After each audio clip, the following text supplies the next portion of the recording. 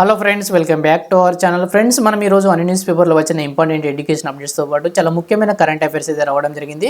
వాటన్నిటిని ఈ వీడియోలో 1 by 1 అయితే పరిశీలించే ప్రయత్నం చేద్దాం. వీడియోని మాత్రం ఎండ్ వరకు చూడండి. వీడియో నచ్చితే తప్పకుండా లైక్ చేయండి ఫ్రెండ్స్.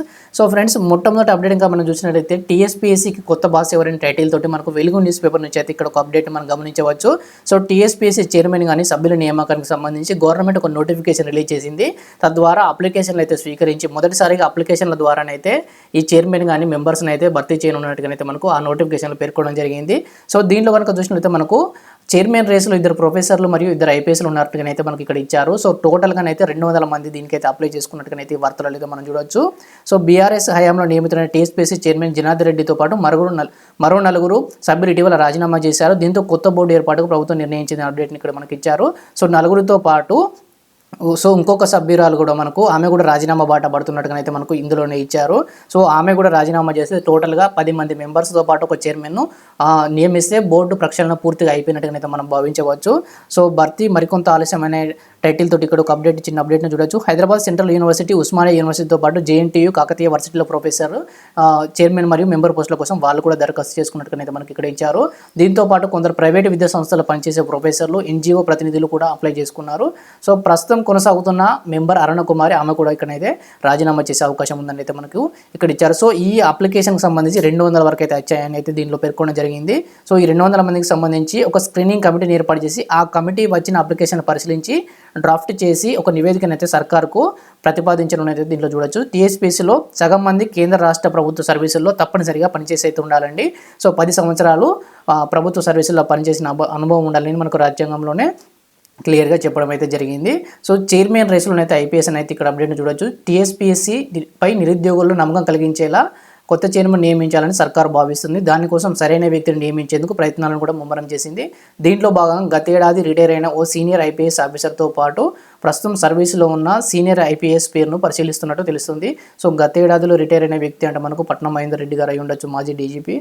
ఇంకా వేరే ఐపీఎస్లు వేరుగా కూడా రిటైర్ అయిన వాళ్ళు ఉన్నారు కాబట్టి చూడాలి. మరి రిటైర్ అయిన ఐపీఎస్ సర్వీసును ఏడాది పాటు పొడిగించి వినియోగించుకోవాలనే యోచనలో సర్కారు ఉన్నట్టు సమాచారం. సంవత్సరం పొడిగిస్తే మనకైతే సరిపోదు, అన్నీ అక్కడే ఉంటాయి కాబట్టి ప్రభుత్వం ఏ నిర్ణయం తీసుకుంటూ చూడాలి. దావోస్ నుంచి వచ్చినాక సీఎం గారు. నెక్స్ట్ కనుక చూసినట్లయితే టీఎస్పీఎస్సీ పదవులకు భారీగా దరఖాస్తులు అనే అప్డేట్ని ఇక్కడ చూడొచ్చు. సేమ్ అప్డేట్ 160 అప్లికేషన్లు వచ్చినట్టుగానైతే ఈ దినపత్రికలు అయితే మనం చూడొచ్చు. దిశలో Telangana public service commission chairman సభ్యుల పోస్టులకు సంబంధించి 160కి పైగా దరఖాస్తులు వచ్చాయని అయితే దీంట్లో ఇచ్చారు. Same update. నెక్స్ట్ కనుక చూసినట్లయితే సేమ్ అప్డేట్ ఇచ్చారు ఇక్కడ కూడా. నెక్స్ట్ కనుక చూసినట్లయితే మనకు టీఎస్పీఎస్సీ చైర్మన్గా ఐపీఎస్ అనేది ఇక్కడ మనకు ప్రభుత్వ పరిశీలనలో 2 పేర్లు అయితే ఉన్నట్టుగా చూడొచ్చు. ముగిసిన దరఖాస్తుల గడువు. Telangana state public service commission చైర్మన్గా పోలీసు ఉన్నతాధికారిని నియమించే అంశాన్ని ప్రభుత్వం పరిశీలిస్తున్నట్టుగా అయితే విశ్వసనీయంగా తెలిసిందని ఇక్కడ ఇచ్చారు. వారిలో ప్రస్తుతం సమర్థవంతంగా విధులు నిర్వహిస్తున్న ఒక ఐపీఎస్ అధికారితో పాటు రాష్ట్రానికి విశేష సేవలు అందించిన రిటైర్ ఐపీఎస్ ఉన్నట్టయితే సమాచారం అయితే. మనకైతే ఐఏఎస్ల గురించి అయితే దీంట్లో ఏం రాలేదు కాబట్టి ఆకునూరి మురళి సార్ అయితే పేరు మనకు గత 2-3 రోజుల ఆయన పేరు వస్తుంది కాబట్టి దీంట్లో మరి ఆయన పేరు అయితే రావట్లేదు కాబట్టి ఆయన అప్లై చేసుకోలేదు అనుకోవచ్చు. మరి ప్రభుత్వం ఆయనను విద్యాశాఖకు సంబంధించి ఏమైనా ఉపయోగించుకోవాలని చూస్తుంది కావచ్చు. కాబట్టి ఆయన పేరు అయితే లేదని అనుకోవచ్చు.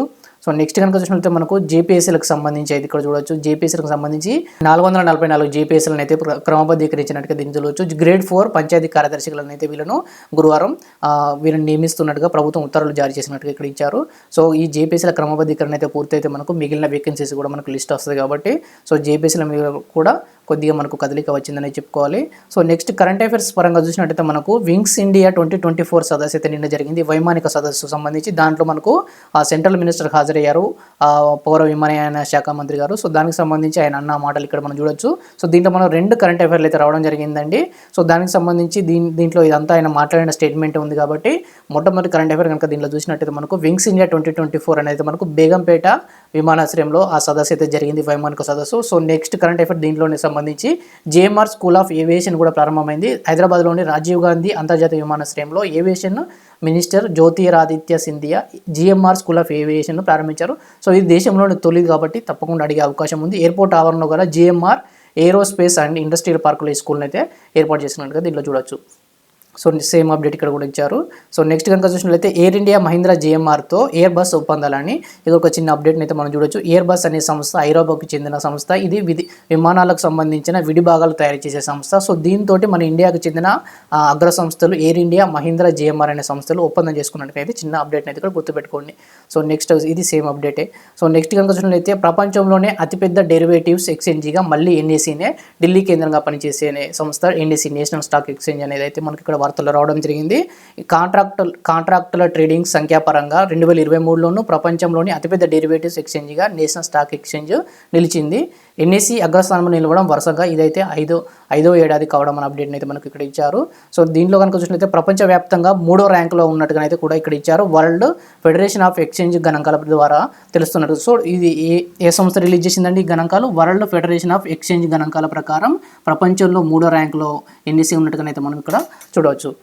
సో డెరివేటివ్స్ పరంగానైతే ఇంట్రాడే వేరే ఉంటుంది, డెరివేటివ్స్ వేరే ఉంటుంది. డెరివేటివ్స్ పరంగానైతే మనకు ఎన్ఈసీనే మొదటి స్థానంలో ఉన్నట్టుగా చూడవచ్చు. సో ఈక్విటీ పరంగానైతే మనది 3వ స్థానంలో ఉన్నట్టుగా అయితే మనకు దీంట్లో చూడవచ్చు. సో నెక్స్ట్ కనుక చూసినట్లయితే మనకు సింగపూర్లో భారత సంతతి మంత్రి ఈశ్వరన్ రాజీనామా చేసినట్టుగా చూడవచ్చు. అవినీతి అభియోగాలతోనైతే ఆయనైతే రాజీనామా చేసినట్టుగా ఇక్కడ ఇచ్చారు. సో ఈయనైతే మనకు చంద్రబాబు హయాం నుంచి అయితే మనకు వార్తలు ఎక్కువగా రావడం జరిగింది. అమరావతి శంకుస్థాపన సమయంలో కూడా ఈయన కూడా హాజరైనట్టుగా మనం చూడొచ్చు. సో ఆయనైతే ఇప్పుడు ప్రజెంట్ అవినీతి ఆరోపణలు ఆయన మీద రావడంతో సో ఆయనైతే రాజీనామా చేసినట్టుగా ఇక్కడ చిన్న అప్డేట్ని అయితే గుర్తుపెట్టుకోండి. సో నెక్స్ట్ కనుక చూసినట్లయితే మనకు యువతలోనే పక్షవాతం ముప్పు అనేది మనకు ఎయిమ్స్ గణాంకాల ప్రకారం అయితే ఒక చిన్న రిపోర్ట్ అయితే రావడం జరిగింది. 25% మాత్రమే 25% యువకులే ఉన్నట్టుగానైతే మనకు ఈ గణాంకాలు అయితే మనము చూడవచ్చు. సో నెక్స్ట్ కనుక చూసినట్లయితే ఇది మనకు గత వారం నుంచి అయితే న్యూస్లో రావడం జరుగుతుంది. టాటాతో కలిసి స్కిల్లింగ్ సెంటర్లు అయితే మనకు ముఖ్యమంత్రి రేవంత్ రెడ్డి గారు గతంలోనే మనకి చెప్పారు. స్కిల్ సెంటర్లు ఏర్పాటు అయితే చేస్తాం, ప్రభుత్వ ఉద్యోగాలతో పాటు ప్రైవేట్లో కూడా ఉద్యోగాలు నెలకొల్పడం ప్రభుత్వ బాధ్యత కాబట్టి సో దానికి సంబంధించి స్కిల్ సెంటర్లు ఏర్పాటు చేయడానికి టాటాతో కలిసి స్కిల్ సెంటర్లు ఏర్పాటు చేస్తున్నట్టుగా అయితే మనకు ఒప్పందం జరిగినట్టుగా అయితే ఇక్కడ మనం చూడవచ్చు. ఐటీఐలో సాంకేతిక నైపుణ్య శిక్షణ కేంద్రాలకు కూడా ఏర్పాటుకు నిర్ణయించినట్టుగా దీంట్లో చూడవచ్చు. టాటా సన్స్ చైర్మన్తో రాష్ట్ర ప్రభుత్వం ఒప్పందం చేసుకున్నట్టుగా అయితే ఇక్కడ ఇచ్చారు. సో టాటా సన్స్ చైర్మన్ చంద్రశేఖరన్తో సీఎం రేవంత్ రెడ్డి. సో ఇది ఒకటైతే అప్డేట్ అయితే గుర్తుపెట్టుకోండి. స్కిల్ సెంటర్లకు సంబంధించి రాష్ట్ర ప్రభుత్వం ఎవరితో ఒప్పందం చేసుకుందంటే టాటా అనే సంస్థతోటనైతే డైరెక్ట్ అడిగే అవకాశం అయితే ఉన్నది. సో నెక్స్ట్ కనుక చూసినట్లయితే మనకు శంషాబాద్ ఎయిర్పోర్ట్కి సంబంధించి అరుదైన రికార్డు అనే టైటిల్ తోటి ఇక్కడ కూడా చూడొచ్చు. ఒక్క డిసెంబర్ నెలలోనే 22.51 లక్షల ప్రయాణికుల రద్దీ అనే అప్డేట్ని ఇక్కడ ఇచ్చారు. దేశంలోని విమానాశ్రయాల్లో 2వ స్థానం, అంటే మనకు మొదటి స్థానంలో ఢిల్లీ లేదా ముంబై, ఈ రెండిట్లలో ఉంటుంది. ఈ అప్డేట్లో అయితే మనకు మొదటి స్థానంలో ఏముందని అయితే మనకి ఇవ్వలేదు. సో మ్యాక్సిమం ఢిల్లీ లేదా ఛత్రపతి, ముంబైలోని ఛత్రపతి విమానాశ్రయం ఉంటుంది. సో హైదరాబాద్లోని రాజీవ్ గాంధీ అంతర్జాతీయ విమానాశ్రయం ప్రయాణికుల రద్దీలో అరుదైన రికార్డును సాధించింది. ఇటీవల ఈ ఎయిర్పోర్ట్ నుంచి దేశీయ అంతర్జాతీయ టెర్మినల్ల నుంచి ప్రయాణికుల సంఖ్య గణనీయంగా పెరుగుతుండగా ఒక డిసెంబర్ నెలలోనే 21.51 లక్షల మంది ప్రయాణికులు అయితే రాకపోకలు సాగించినట్టుగా దీంట్లో మనకు ఇచ్చారు. సో ఇది మనకు అంతర్జాతీయ విమానాశ్రయాలతో పోల్చితే శంషాబాద్ ఎయిర్పోర్ట్ 2వ స్థానంలో నిలిచిందని అయితే ఈ సంస్థ ప్రకటించింది. సో ఇదైతే గుర్తుపెట్టుకోండి. సో నెక్స్ట్ కనుక చూసినట్లయితే వరంగల్కు చెందిన మహిళకు అరుదైన అవకాశం అనేది ఇక్కడ ఇచ్చారు. జాతీయ వర్క్షాప్ ప్యానలిస్ట్గా ప్రత్యేక ప్రాతినిధ్యం అని మనకు ఈ కరెంట్ అఫైర్ అయితే ఇక్కడ చూడొచ్చు. వరంగల్ జిల్లా నర్సంపేట మండలానికి చెందిన ఆదర్శ మండల సమాఖ్య ప్రతినిధి మహమ్మద్ నజీమా అరుదైన అవకాశం దక్కింది. జాతీయ గ్రామీణ జీవనోపాధుల మిషన్ గ్రామీణోద్యమ మంత్రిత్వ శాఖ సంయుక్త ఆధ్వర్యంలో ఢిల్లీలో మండల సమాఖ్యల నిర్వహణపై గురువారం జరిగిన జాతీయ స్థాయి వర్క్షాప్ రాష్ట్ర ప్రతినిధిగా అయితే ఆమె హాజరు కానున్నట్టుగా దీనిలో చూడొచ్చు. ఆమె నేమ్ అయితే గుర్తుపెట్టుకోండి, మహమ్మద్ నజీమ్ అనే పేరు అయితే. సో నెక్స్ట్ కనుక చూసినట్లయితే పసిడి నిల్వల్లో అమెరికా టాప్ అనే అప్డేట్ని ఇక్కడ చూడొచ్చు. సో ఫోర్బ్స్ జాబితా ప్రకారం ఇది ఫోర్బ్స్ జాబితాను మనకైతే చాలా చాలా ఇంపార్టెంట్. దీని నుంచి డైరెక్ట్ క్వశ్చన్స్ కూడా అడిగే అవకాశం ఉంటుంది. సో 9వ స్థానంలో భారత్ అయితే ఉన్నట్టుగా చూడొచ్చు. సో భారత్ యొక్క నిల్వలు అయితే ఎన్ని ఉన్నాయండి? 800.78 నిల్వలు. సో ఇది టన్నులు అయింది అనేది మనకి ఇది అప్డేట్లో చూడొచ్చు. సో టన్నులే అండి, టోటల్గా టన్నులే 800.78 టన్నులు అయితే భారతదేశంలో పసిడి నిల్వలు ఉన్నట్టుగా అయితే మనకి ఇక్కడ ఇచ్చారు. సో పసిడి నిల్వలు అనేది ఒక దేశ ఆర్థిక వ్యవస్థను అయితే ప్రభావితం చేస్తుంది. మొదటి స్థానంలో మనకు అమెరికా అయితే ఉంది, సెకండ్ స్థానంలో అయితే వచ్చేసి మనకు జర్మనీ ఉంది, 3వ స్థానంలో ఇటలీ. 3 గుర్తుపెట్టుకోండి. భారతదేశం అయితే టాప్ 10లో ఉంది, 9th ర్యాంక్ అయితే మనది. సో ఇది ఒక అప్డేట్ని గుర్తుపెట్టుకోండి. సో నెక్స్ట్ కనుక చూసినట్లయితే మనకు పర్యావరణ సదలకు సంబంధించి మనకు ఒక చిన్న ఆర్టికల్ అయితే రావడం జరిగింది. దీన్ని నేను మన కమ్యూనిటీలో అయితే పోస్ట్ చేస్తాను. ఈ యుఎన్ కాప్ సదస్సులు ఇవన్నీ ఉన్నాయి కదండి. సో వీటికి సంబంధించి ఇది ఎప్పుడు ఆవిర్భవించింది, లేటెస్ట్ సమావేశం ఎక్కడ జరిగింది, దాని యొక్క ఉద్దేశాలు, థీమ్లు అన్నీ కలిపి ఒక చిన్న ఆర్టికల్ అయితే ఇచ్చారు. దీన్ని కమ్యూనిటీలో పోస్ట్ చేస్తాను, ఇంట్రెస్ట్ ఉన్న వాళ్ళు చదువుకోండి. సో జ్ఞాననేత్రం సంబంధించి మనకు ఈనాడు నుంచి ఒక అప్డేట్ వచ్చింది. అత్యంత పురాతన కృష్ణబిలంకు సంబంధించి ఒక కొత్త ఇన్నోవేషన్ అయితే రావడం జరిగింది. విశ్వం పుట్టిన తొలినాళ్లలోనే ఏర్పడిన ఒక కృష్ణబిలాన్ని ఖగోళ శాస్త్రవేత్తలు కనుగొన్నారు. అది తన చుట్టూ ఉన్న నక్షత్ర కూటమిని కూడా క్రమంగా మింగేస్తుందని అయితే ఇక్కడ గుర్తించారు. విశ్వం 1300 కోట్ల ఏళ్ల క్రితం సంభవించిన మహా విస్ఫోటనం నుంచి ఆవిర్భవించింది. సో బిగ్ బ్యాంగ్ థియరీ అండి. ఇప్పుడు ప్రజెంట్ అయితే అందరూ ఆమోదిస్తున్న థియరీ ఏంటంటే విశ్వం ఏర్పడడానికి ప్రధాన కారణం బిగ్ బ్యాంగ్ థియరీని అందరూ ఆమోదిస్తున్నది. బిగ్ బ్యాంగ్ జరిగిన 40 కోట్ల సంవత్సరాలకు పుట్టిన కృష్ణబిలాన్ని జేమ్స్ వెబ్ అంతరిక్ష టెలిస్కోప్తో శాస్త్రవేత్తలు కనిపెట్టారు. జేమ్స్ వెబ్ అంతరిక్ష టెలిస్కోప్తో అయితే శాస్త్రవేత్తలు కనిపెట్టినట్టుగా ఇక్కడ ఇచ్చారు. అది సూర్యుని కన్నా కొన్ని లక్షల రెట్లు పెద్దగా ఉంది. GN-Z11 అనే నక్షత్ర కూటమి మధ్యలో అది నెలకొని ఉన్నది అయితే ఇక్కడ ఇచ్చారు. సో దీన్ని అయితే గుర్తుపెట్టుకోండి. అత్యంత పురాతన కృష్ణబిలం అని అయితే ఇక్కడ చూడొచ్చు. సో నెక్స్ట్ కనుక చూసినట్లయితే మనకు ప్రతిభ నుండి అయితే 3 కరెంట్ అఫైర్లు అయితే ఈరోజు రావడం జరిగింది. ప్రతిరోజు అయితే 3 లేదా 4 అయితే వస్తాయి. సో మొట్టమొదటి కనుక చూసినట్లయితే దుబాయ్లోనే అత్యంత సంపన్న భారతీయ మహిళగా ఇటీవల ఎవరు వార్తల్లో నిలిచారు అనేది అప్డేట్ ఇక్కడ మనం చూడొచ్చు.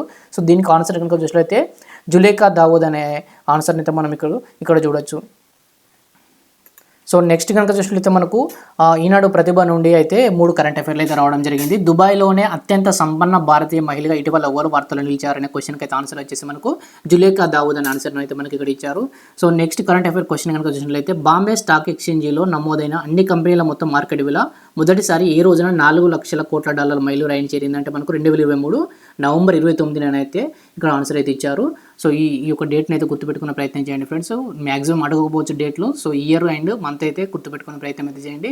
So next current affair question కనుక చూసినట్లయితే ఎంత మొత్తం విలువైన రక్షణ సంబంధిత కొనుగోలు ప్రాజెక్టులకు భారత రక్షణ శాఖ మంత్రి రాజ్నాథ్ సింగ్ నేతృత్వంలోని డిఫెన్స్ అక్విజిషన్ కౌన్సిల్ DAC ఇటీవల ప్రాథమిక ఆమోదం తెలిపిందంటే 2.23 లక్షల కోట్లని అయితే ఇక్కడ చూడొచ్చు. సో దీన్ని 97 తేజస్ తేలికపాటి యుద్ధ విమానాలు, 156 ప్రజెంట్ హెలికాప్టర్లను త్రివిధ దళాల కోసం రక్షణ శాఖ కొనుగోలు చేయనని అయితే మనకు ఇక్కడ ఆన్సర్గా చూడవచ్చు. సో ఫ్రెండ్స్ ఈరోజు అన్ని న్యూస్ పేపర్లో వచ్చిన విద్యా ఉద్యోగ సమాచారం ఇంతవరకే అండి. So thank you for watching. వీడియోని తప్పకుండా లైక్ చేయండి ఫ్రెండ్స్.